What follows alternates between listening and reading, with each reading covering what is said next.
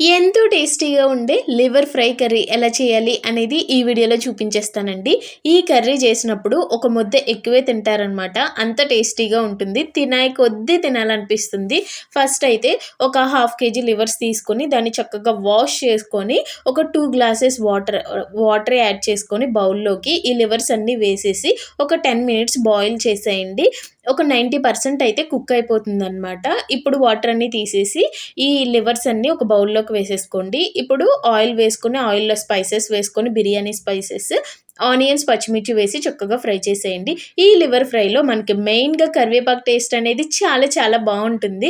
అందుకని కొంచెం ఫ్రెష్ కరివేపాకు ఎక్కువేసుకోండి. టేస్ట్ అయితే బావుంటుంది. ఉప్పు కూడా వేసేసి ఆనియన్స్ చక్కగా మగ్గిపోయాక ఇందులో అయితే మనం ఉడికించిన లివర్స్ కూడా వేసేసి బాగా ఒకసారి మిక్స్ చేసేయండి. ఇప్పుడైతే ఇందులో నేను కొంచెం అల్లం వెల్లుల్లి పేస్ట్, ధనియాలు, జీలకర్ర పౌడర్, అలాగే గరం మసాలా ఇవన్నీ మిక్సీ పట్టిన పేస్ట్ అయితే 1 స్పూన్ యాడ్ చేశాను. అలాగే కారం కూడా వేసేసి అంతా బాగా పట్టించేయండి.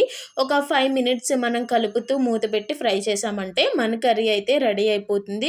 చాలా టేస్టీగా ఉంటుంది. ట్రై చేయండి. లాస్ట్‌లో కొంచెం కాజు అలాగే కరివేపాకుతో గార్నిష్ చేసేసారంటే మన curry ready. Thanks for watching. Subscribe my channel.